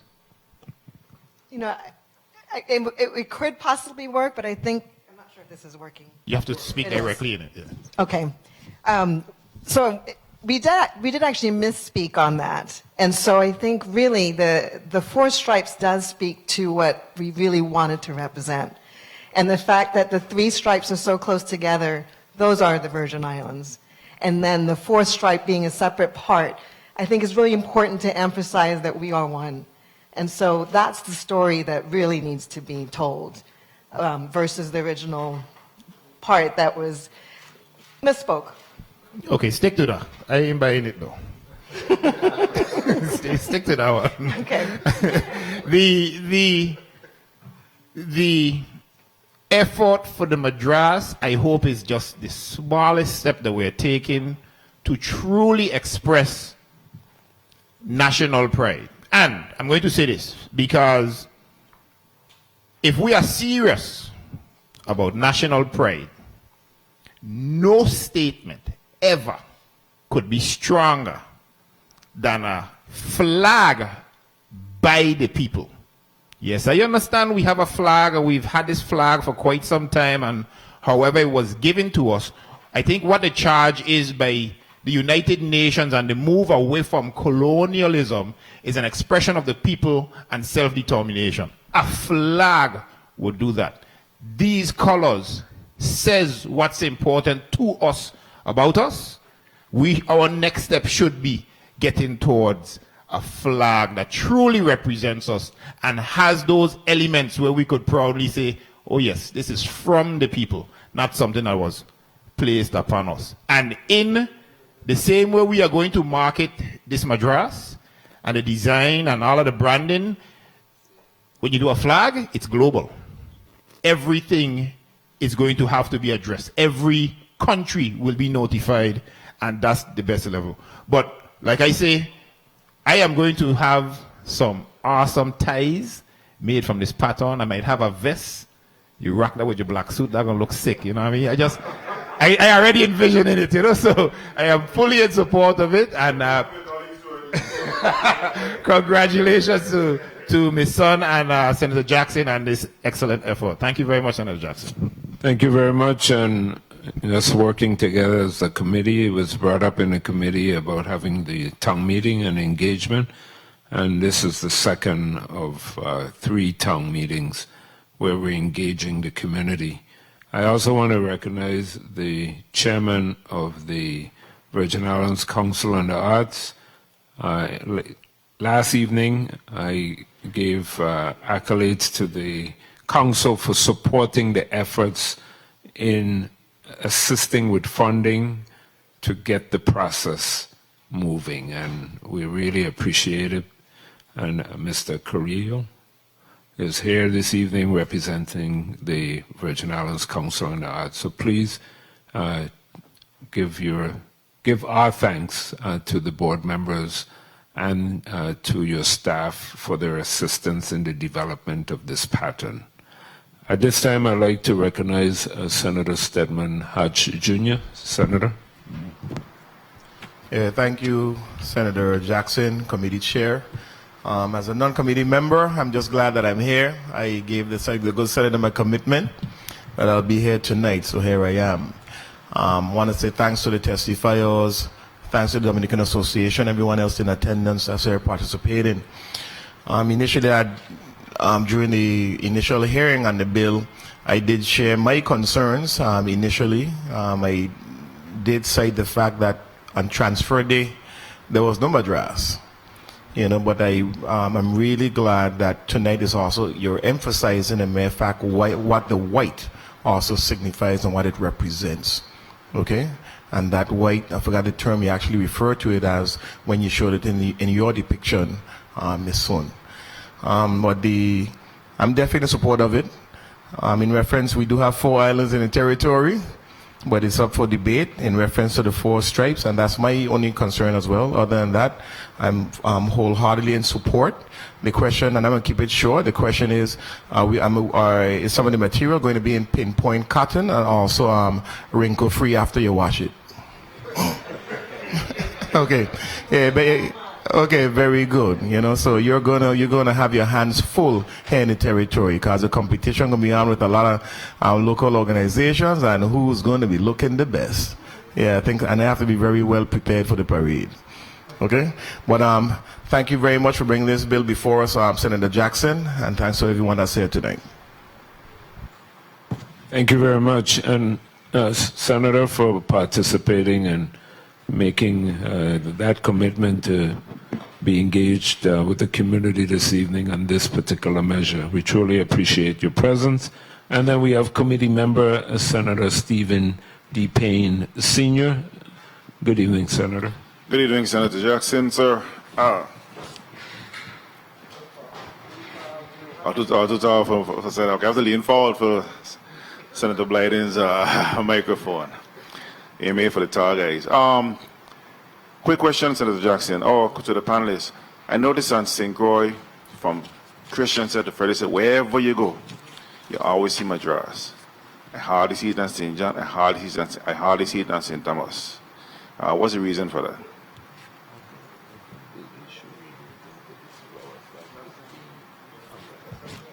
Do you ask me the question? Or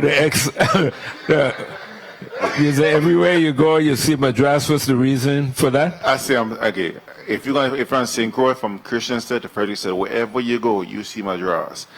Hardly see it on St. John, hardly see it on St. Thomas. What's the reason for that?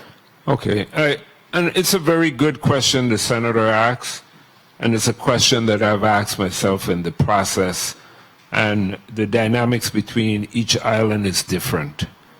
The plantation system on St. Croix versus St. Thomas, which was a mercantile, and then we had rural St. John as farming and beer rum production, and I'm speaking to over the period of time. And as a result of the large influence, especially on St. Croix, of an evolution of West Indians that came to cut cane. You had people from Barbados, and our folk songs speak of "Don't marry a Bajan." in the carousel songs. In one of them that I heard Miss McIntosh sing. And the St. Kitts and Antigua and Nevis, and then in the modern period we have St. Lucia and St. Vincent, and I know some families from Grenada and the like. Each group has brought their traditions with them, and Madras is one of the elements to which they express themselves. But as it relates to Virgin Islands and this particular fabric, and we could go through all photographs and you will see a distinction. Some women determined that their head tie was going to speak to their identity and their traditions. No matter what the fashion was of the day. You could have bring the fanciest of European hats or a hat from Europe. You could have made the hat locally, even though they put hats on their heads. Underneath that hat would be a Madras tie. And the Virgin Islands women and the photographs that I put up on the screen, this is a deliberate statement that they made. They could easily have not worn a Madras head tie, whether they went into the fields as agricultural workers, whether they were domestics in their homes, whether they went to church on Sunday. They defined their traditions and their cultures based on this West African tradition. Now, ask them in the modern period, are you wearing an African head tie? They'll probably tell you no. But we know the roots of a head tie and its significance, denoting a queen, the queen of that household. And when she put on that head tie, she made a statement. It is very similar to the hats that African Americans wear to go to church. That's their crown. That's the tradition. So hats replaced in many in the society head ties for many of our women. You know, your grandmother didn't go any place without a hat. And the fancier the hat, the more elaborate the hat, the more the statement of the hat spoke to the personality of the woman that wears it. So likewise, the head ties are very similar. So on St. Croix, traditions have been kept where they've disappeared on St. Thomas and St. John. And that's just the dynamics of it. And I think the hearing on St. Croix and the hearing on St. Thomas, and then when we go to St. John, we'll see those differences. But I think we all recognize that this fabric, whether you wear it in St. Croix, you wear it in St. Thomas, you wear it in St. John, is celebrating our traditions of folk and our Afro-West Indian heritage. And that this fabric has survived over the centuries and is being reinstituted by young people, young women, and likewise young men, and we've heard from them this evening, who's taking this fabric and redefining it, giving it a whole new expression in a modern context, and that's modernity, and culture constantly changes. And we've seen the evolution of this change here this evening from the presentations made. That's my best answer, Senator. Okay, thank you very much for that answer, Senator Jackson. I'd just like to say that as a member of the 33rd Legislature, you know we have senators who have certain strengths. We have individuals that are strong within law enforcement, education, business, agriculture, finances, economic development. However, when it comes to our rich VI culture, excuse me, we yield to the bill sponsor, Senator Jackson, who is not only knowledgeable, but passionate about keeping our VI culture alive and thriving. It's also extremely important that we as Virgin Islanders chart our own course in regard to our history, and bills such as this enables us to codify our own cultural history and not have our cultural history told by others. Never forgetting that we Virgin Islanders are a proud people. And I wholeheartedly believe, now this is just for me, that all of our school uniforms in the VI should be all some form of Madras. Not just white and maroon shirts and pants, khaki and white, blue and blue, or pink and maroon. These uniforms says absolutely nothing about who we are as a people. And I'm hoping moving forward that the Department of Education will form a committee with the student body and come up with all new Madras-inspired uniforms that our students would be proud to wear. We know in the VI we have cultural music, which is Quadrille. That should be taught in all our schools, from elementary schools to secondary. All students should be taught the art from how to dance and call out Quadrille, as all of this is part of culture and it goes hand in hand. Just across the water to our sister island in Puerto Rico, you can see and hear through even the computerized music has infiltrated our music throughout the Caribbean. Salsa and merengue is unspoiled, untouched, because it's taught from elementary school all the way through 12th grade. It's deep-rooted in their culture and also on the radio stations. In closing, I believe that in the VI, we should live by the code of business mogul Damon John's clothing line, FUBU. For us, by us. Thanks for the time, Senator Jackson. Thank you very much. I wanted to ask Dr. Larsen if he wanted to also respond to that question regarding to Madras and St. Croix.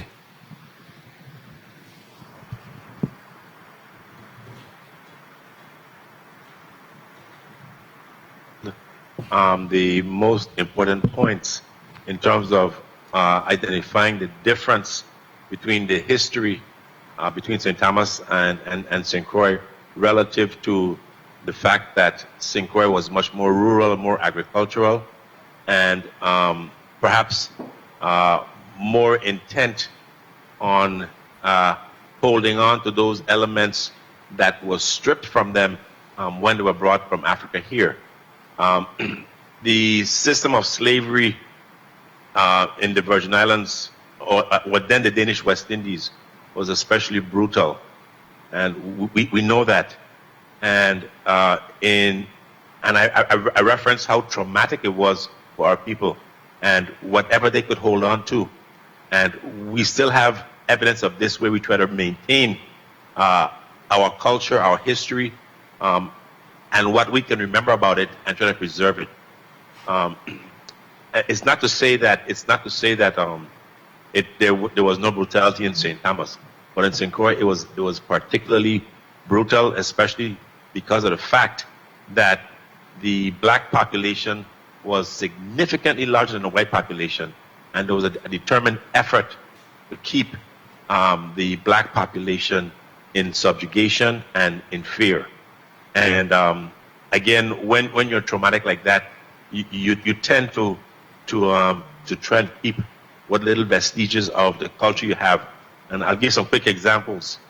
The Cariso survived in St. Croix. That's an African tradition.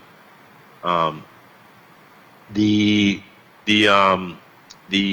music, what became known as Quelbe was really the basis for the African rhythms that survived in spite of the fact that drumming and the playing of music, African music, was prohibited. And yet they survived because they did it at night. They'd go in the hills and practice these traditions. And the fact that you have these large communities of Africans who are together and try to keep their memories alive through the survival of their culture, and those things that they're able to remember and keep perpetuating. And that's the reason why, for example, some of the Cariso still survive, because it was practiced in secret, and after emancipation, then it became more popular. But with the other elements, again, you're talking about a large black population that was concentrated on one island. Thank you very much, Dr. Larsen. Mr. Bess, you wanted to contribute to the response? Well, in St. Croix, amongst the younger generation, we have particularly found it interesting to go back. And for us, there's a renaissance, so to speak, going on in St. Croix. And I studied the Harlem Renaissance, and one of the things that drove the Harlem Renaissance was there had to be this active, organized engagement in releasing the arts and allowing the arts to be a focal point for young black people to express themselves. And so with the Madras movement in St. Croix, it's an opportunity for old and young to express themselves in a way that helps them celebrate their cultural identity and shows artistic endeavor. And if you aren't fueling that, if you aren't breathing life into that, it will die. So you have to find opportunities to create those spaces in St. Thomas and St. John, and it has to be organized. So the event on March 7th is organized by me as a designer. I could have said my Madras line, I'll debut it on my own, but I thought the impact would have been lost. So I found 7 other designers, and we're all primarily working with Madras. So whatever comes down the runway will be Madras. And that is us actively going back and saying this is important to us. And we're willing to take our money and our time to create pieces of Madras that speaks to everyone. Ms. Brown, I didn't want to leave you out of the discussion. You wanted to respond to the question? Thank you. Hello. Yeah. I just want to say that we're here at this opportunity now, and I appreciate the Senate for providing it. We took hits, so it didn't come easily. Mr. Bess and I, we have a relation here on St. Croix because we're part of a collective, and we're here speaking, and we have the platform right now. But trust that we have been on social media, we took hits a lot, and we've always prevailed because we are not just persons who are romanticizing, but we've spoken to our elders, and I want to also encourage persons that there is no gap between the wiser in our community and the younger generation.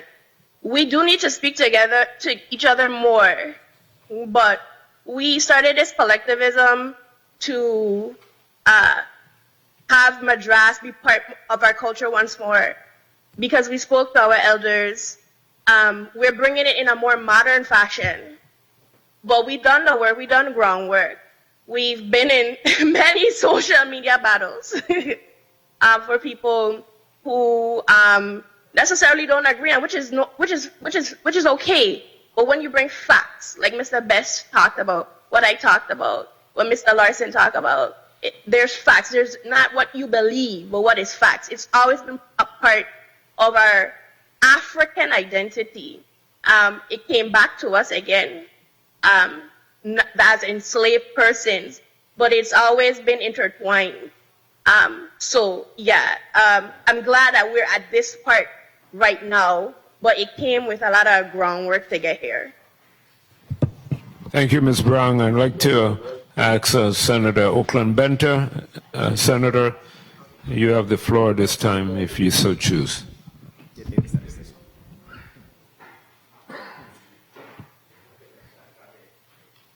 Thank you, Mr. Chair. We had a fashion show a few minutes ago. For my edifice, there was some colors displayed, shawls displayed. If someone can give us a origin, an identity. The petticoat has some stripes on it. What those signify as well? If somebody, Mr. Chair, or somebody can pretty much give us the depiction. Most certainly. Which one of the ladies will speak to the traditional dress represented this evening. And while we're having this discussion, someone texted me and asked me if when you lift your outer skirt and put it over your hand, if that's a symbol of you being being rude in terms of attitude. So if someone could please come forward and speak. You can stand from where you are if you so desire. Mr. Baptiste, if you could give them the mic, and we just would ask you to stand. So I've heard the description, so please don't be shy. Just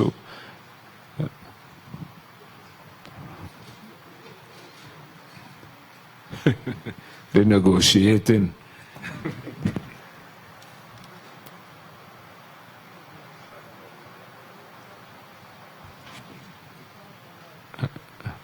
Which one of the ladies can speak to the traditional wear? If you could explain the parts of the dresses, we'll appreciate it. That's what the senator is asking. And you could give the names in French or in Creole.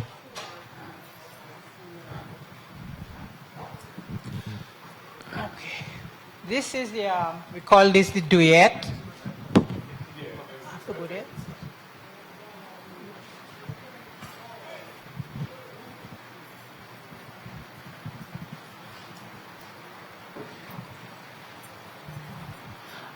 Good night again. Good night, good night. Okay. My name is Emilia Greenaway. I joined the group around 2 years ago. I don't know much about the stripes, but this is the duet. We call this the duet. The whole dress is called the duet.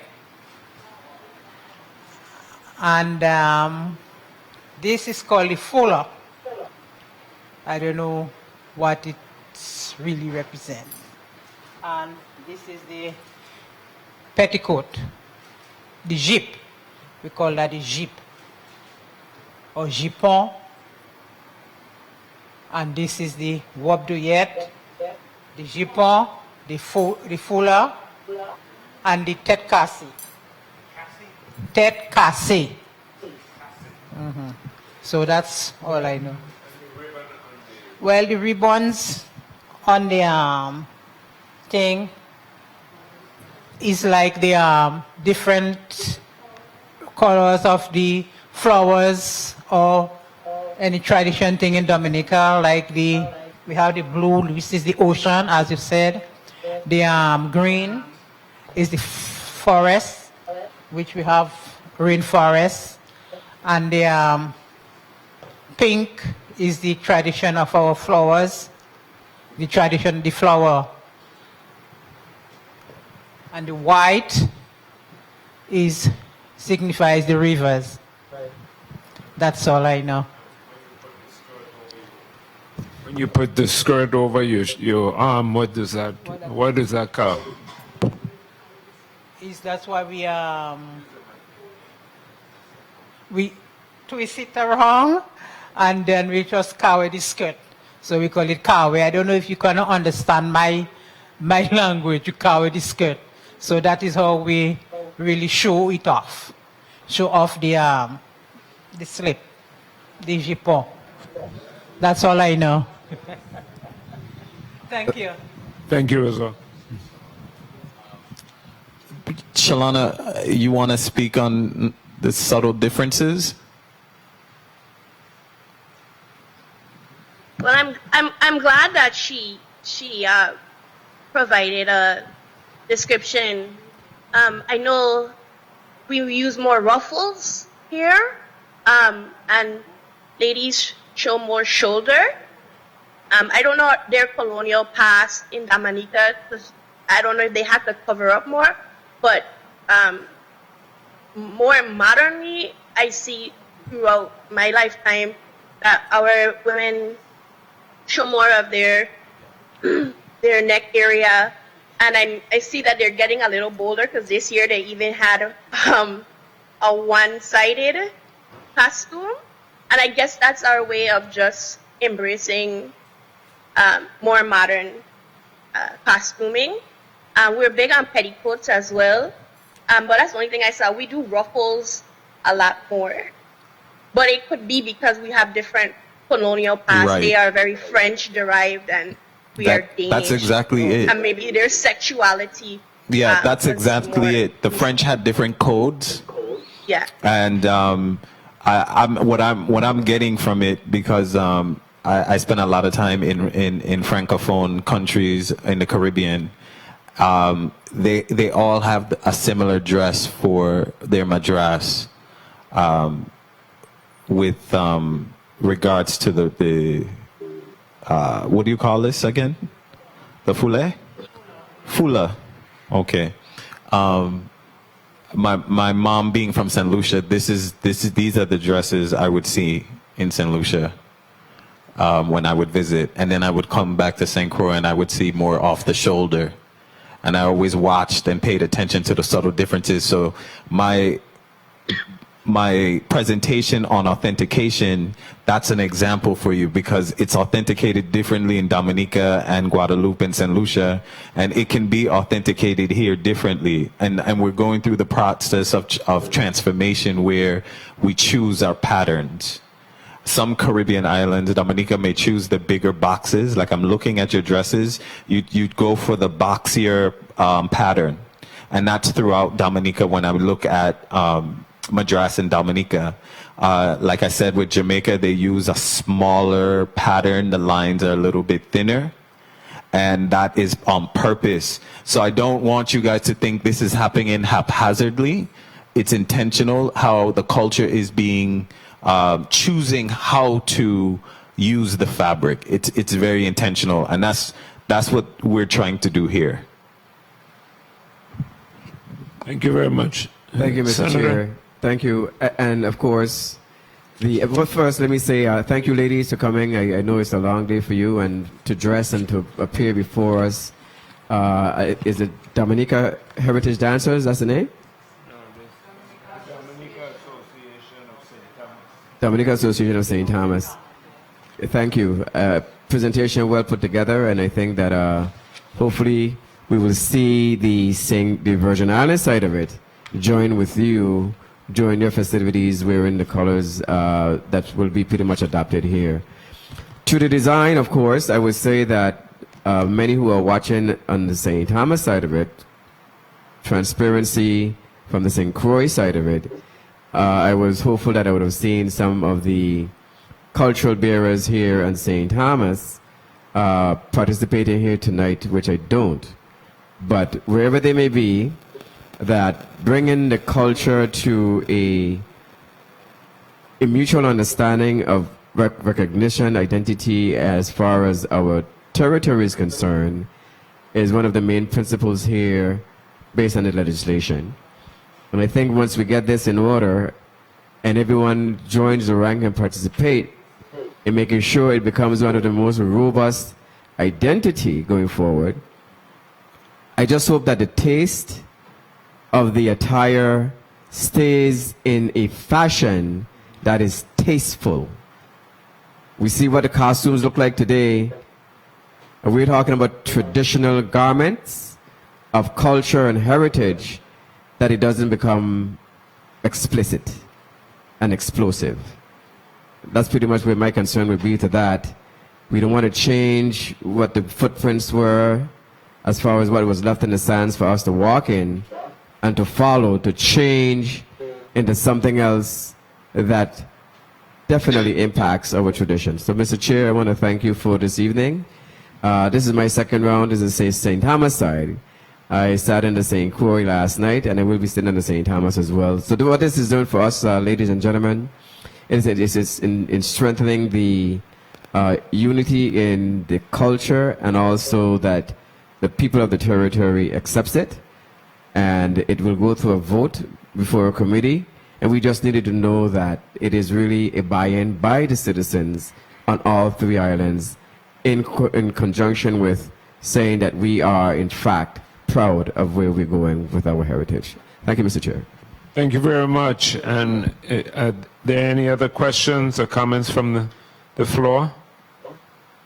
Hearing none, I want to also recognize that we have the Mongonels or the St. Thomas Heritage Dancers.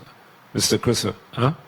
The Mongonels are cultural dancers. Mr. Christopher, and you're a member as well, correct?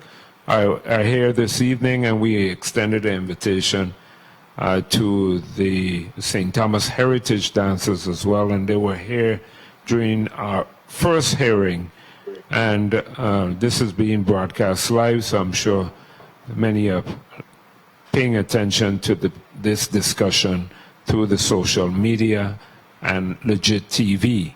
So without any further ado, we're going to close this evening. I want to thank all of the presenters. We'll start on St. Croix, and you may give closing remarks. Then we move to St. Thomas, and then we will end with the inaugural poem by Mr. Schrader. Dr. Larsen. Okay. First, I'd like to again thank you, Senator Jackson, for providing this opportunity for me to share with the community my views on this very important bill. I'm happy that the opportunity was also extended to both districts, and now I guess we'll go to St. John and get community input, which I think is very important. And I see this as a means to galvanize a sense of unity and community among Virgin Islanders, and with the young people that are so excited about this process. I'm looking forward to what's going to happen to the Virgin Islands and within the Virgin Islands over the next few years as we begin to chart our destiny, move our path forward as we begin to establish our own cultural and national identities. Thank you very much, Dr. Larsen. Ms. Brown? Thank you, sir, again for providing the platform.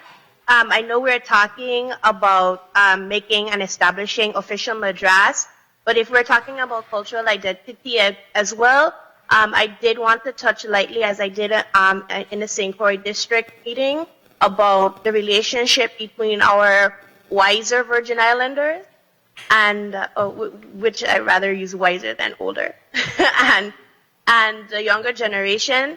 And I think that we just need to have more conversations with one another.